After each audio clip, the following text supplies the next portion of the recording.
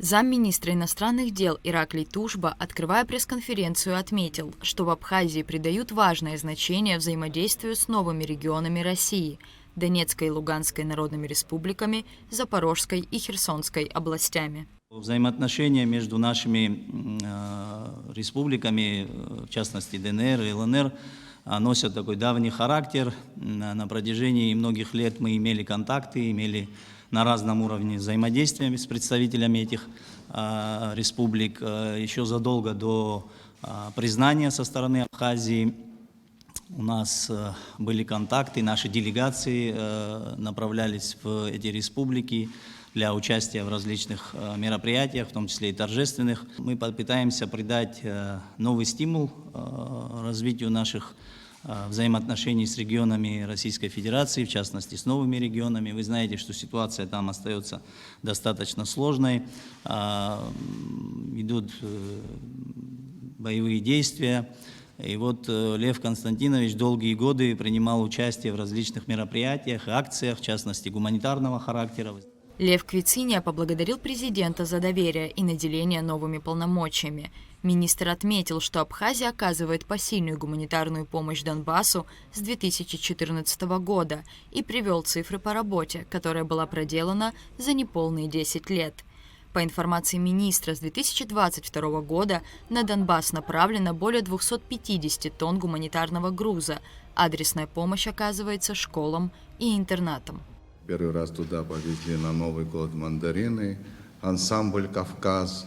Конечно, это Донецк и Луганск, хотя бы моральная поддержка. Они очень тепло это воспринимали. В Республику Абхазию с территории ЛНР было эвакуировано беженцев в количестве 55 человек, с территории Донецкой Народной Республики 77 человек, это по поручению президента Республики Абхазия.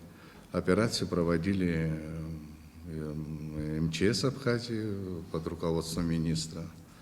В целом, оказание гуманитарной помощи жителям Луганской и Донецкой Народной Республики в течение 2022 года на базе МЧС было сформировано и отправлен груз, состоящий из вещей, продовольствия, питьевой воды и различных товаров первой необходимости в общей сложности около 60 тонн.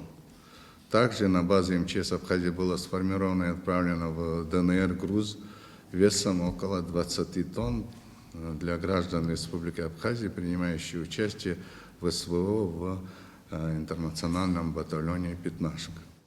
Также, по словам министра, с 14 по 28 июня прошлого года 15 сотрудников МЧС Абхазии находились на территории освобожденных районов ЛНР и оказывали помощь в проведении аварийно-спасательных работ. Также в декабре 2022 года по поручению президента на базе МЧС Республики был сформирован гуманитарный груз – 120 тонн цитрусовых плодов для жителей ДНР и ЛНР.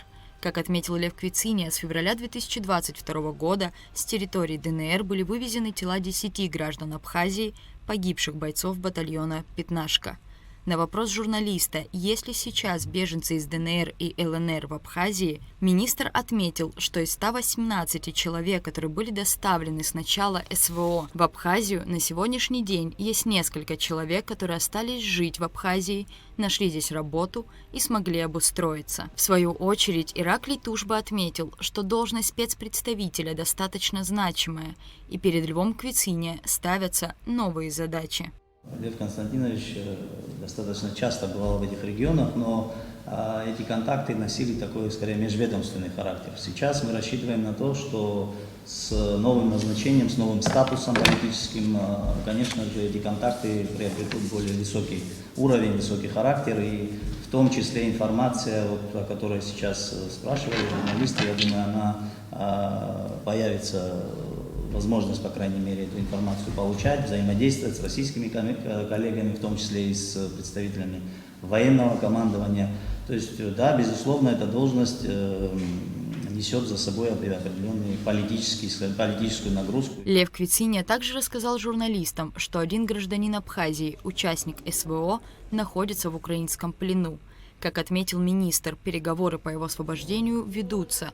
Ведомство находится в контакте с родственниками бойца. Ведется работа, но пока тянется, потому что это связано с временем. Безусловно, у них есть определенные свои требования.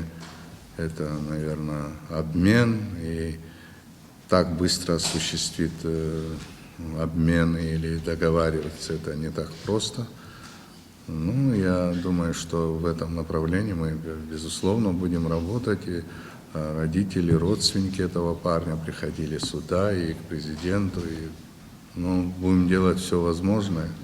Сейчас многое зависит от военных. Лев Квициня подтвердил, что работа будет продолжена, и в ближайшее время в регионы ЛНР и ДНР доставят очередную партию гуманитарных грузов, включая питьевую воду, в которой жители испытывают острую нехватку. Рада Чачава, Инал Гвинджа, Абхазское телевидение.